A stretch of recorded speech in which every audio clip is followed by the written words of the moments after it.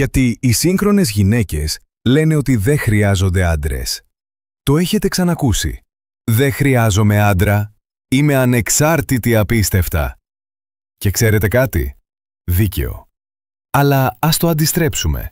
Τι γίνεται αν ένας άντρας έχει τον δικό του κύκλο, δεν θέλει παιδιά, προσλαμβάνει μια υπηρέτρια για το σπίτι, πληρώνει ένα θεραπευτή για να μιλήσει και μάλιστα προσφέρει οικειότητα χωρίς δεσμεύσεις. Λοιπόν, πείτε μου, γιατί να χρειάζεται μια γυναίκα? Ακριβώς. Τώρα ας γίνουμε ειλικρινείς για κάτι βαθύτερο. Έχετε ποτέ κοιτάξει πίσω και σκεφτεί αν ήξερα τότε όσα ξέρω τώρα? Ναι, όλοι το έχουμε κάνει. Αλλά να η άβολη αλήθεια. Οι περισσότεροι άντρες δεν μαθαίνουν το μάθημα μέχρι να είναι πολύ αργά. Μέχρι να φύγει. Μέχρι να είναι η σιωπή πιο δυνατή από τον θόρυβο. Μέχρι να νιώσει ο άντρας τον καθρέφτη σαν ξένος. Και γι' αυτό υπάρχει αυτό το μήνυμα. Όχι για να σε ντροπιάσει, όχι για να σε πληγώσει, αλλά για να σε ξυπνήσει. Γιατί αν κάποιος με είχε αρπάξει από τους ώμους πριν από χρόνια και μου είχε ψιθυρίσει αυτές τις αλήθειες στο αυτί, θα είχα γλιτώσει χρόνια πόνου, ενέργειας και αφοσίωσης σπαταλημένα σε λάθος ανθρώπους. Αλλά δεν είναι πολύ αργά. Για σένα. Είσαι εδώ. Ακούς. Και αυτό που πρόκειται να ακούσεις δεν είναι ανοησίες που σε παρακινούν. Αυτά είναι μαθήματα που έχουν βγει από ουλές. Άκουσε λοιπόν προσεκτικά. Γιατί αυτά δεν είναι αποσπάσματα για το βιογραφικό σου. Αυτοί είναι κώδικες επιβίωσης για τους άντρες σε ένα κόσμο που δεν νοιάζεται για τον πόνο τους. Και πριν βουτήξουμε, δείτε τον σύνδεσμο στην περιγραφή για ένα δωρεάν αντίγραφο του εγχειριδίου γυναικείου ελέγχου νου, του οδηγού σας, για να κατανοήσετε πώς σκέφτονται πραγματικά οι γυναίκες. Ας ξεκινήσουμε τώρα. 1. Το να κυνηγάς γυναίκες δεν θα γεμίσει ποτέ το κενό μέσα σου. Σταμάτα να κυνηγάς γυναίκες. Ξεκίνα να χτίζεις τον εαυτό σου. Αν τη στέλνεις συνέχεια μηνύματα, συναντάς μια άλλη, ενώ σκέφτεσαι μια τρίτη, η εστίασή σου διαλύεται. Και ένας άντρας χωρίς εστίαση είναι ένας άντρας χωρίς δύναμη. Νιώθεις καλά τη στιγμή, η προσοχή, η επιβεβαίωση, το κυνήγι. Αλλά αυτό είναι όλο. Ένα ναρκωτικό. Μια προσωρινή εφορία. Όταν κάνεις τις γυναίκες στόχο, χάνεις τον εαυτό σου. Ένας άντρας που βρίσκεται σε συνεχή αναζήτηση δεν είναι ποτέ ακίνητος, ποτέ ολοκληρωμένος, ποτέ γειωμένος. Θέλεις να μείνει? Σταμάτα να κυνηγάς. Χτίστε κάτι τόσο ισχυρό που δεν θα έχει κανένα λόγο να φύγει. Ορίστε λοιπόν το πρώτο σας μάθημα. Σταμάτα να κυνηγάς ανθρώπους. Άρχισε να κυνηγάς σκοπό. Όταν χτίζεις μια ζωή πλούσια σε νόημα, η αγάπη γίνεται το υποπροϊόν, όχι η επιδίωξη. Και μόλις γευτείς αυτή την ελευθερία, δεν υπάρχει επιστροφή. 2. Δεν αξίζουν όλοι. Πρόσβαση σε εσάς. Αυτό πονάει βαθιά. Το μεγαλύτερο μέρος της ζωής σου έχεις εκπαιδευτεί να είσαι ευγενική, να είσαι διαθέσιμη, να είσαι ο καλός άνθρωπος. Ανοίγεις πόρτες για όλους, φίλους, συναδέλφους, γυναίκες, οικογένεια, νομίζοντας ότι η ανιδιοτέλεια σε κάνει ευγενή. Αλλά να η σκληρή αλήθεια. Δεν αξίζουν όλη την ενέργειά σου. Κάποιοι άνθρωποι δεν σε θέλουν. Θέλουν ό,τι μπορούν να σου πάρουν. Θέλουν τον χρόνο σου, την προσοχή σου, την αφοσίωσή σου.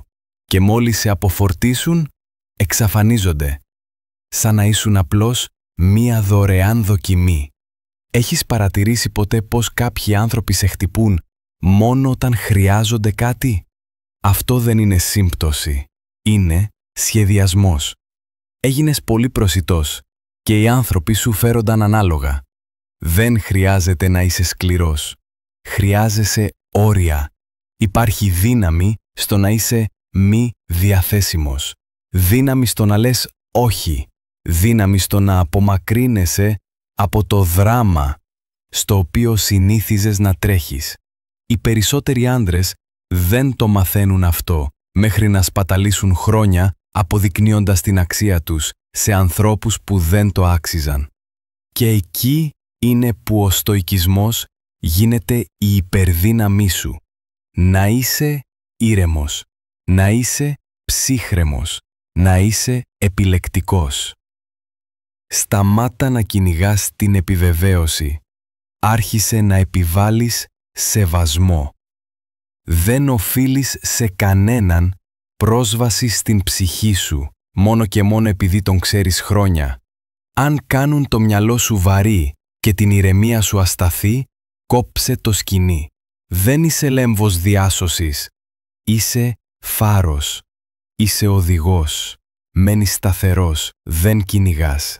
Και 3. Ο κόσμος δεν σου χρωστάει τίποτα. Αυτό πονάει.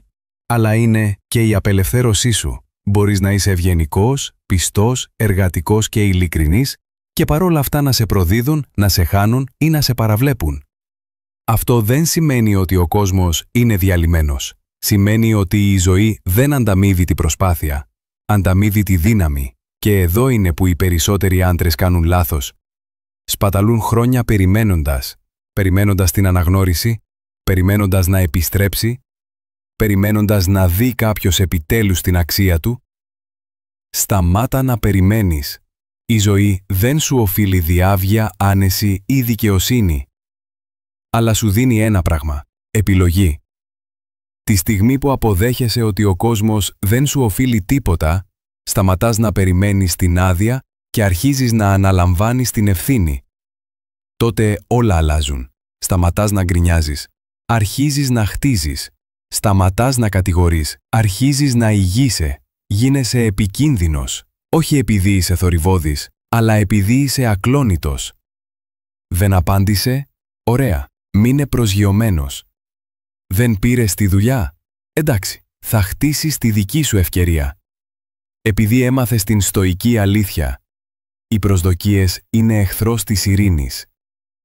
Άφησε πίσω τη φαντασία, αγκάλιασε την πραγματικότητα. Και εκεί ξεκινάει η πραγματική δύναμη. 4. Η ειρήνη είναι πιο πολύτιμη από την προσοχή. Όταν είσαι νέος, η προσοχή μοιάζει με οξυγόνο.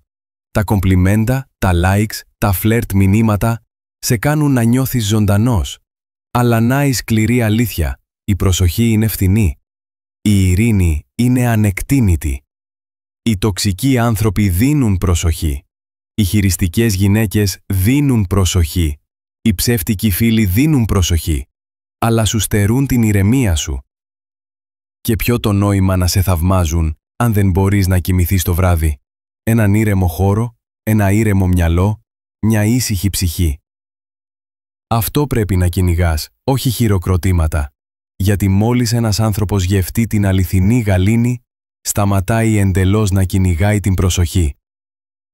Δεν χρειάζεται να είναι θορυβώδης, η σιωπή του τα λέει όλα. Και από εκεί προέρχεται ο μαγνητισμός του. Η ηρεμία είναι δύναμη. 5. Το να κρύβεις την αλήθεια σου θα σε καταστρέψει. Κάθε άντρας αντιμετωπίζει αυτή τη στιγμή. Θέλεις να πεις κάτι, αλλά δεν το κάνεις. Δαγκώνεις τη γλώσσα σου, μένεις σιωπηλός, χαμογελάς, ακόμα και όταν κάτι μέσα σου σπάει. Και για λίγο φαίνεται πιο εύκολο. Αλλά η σιωπή δημιουργεί δυσαρέσκεια. Και η δυσαρέσκεια δημιουργεί οργή.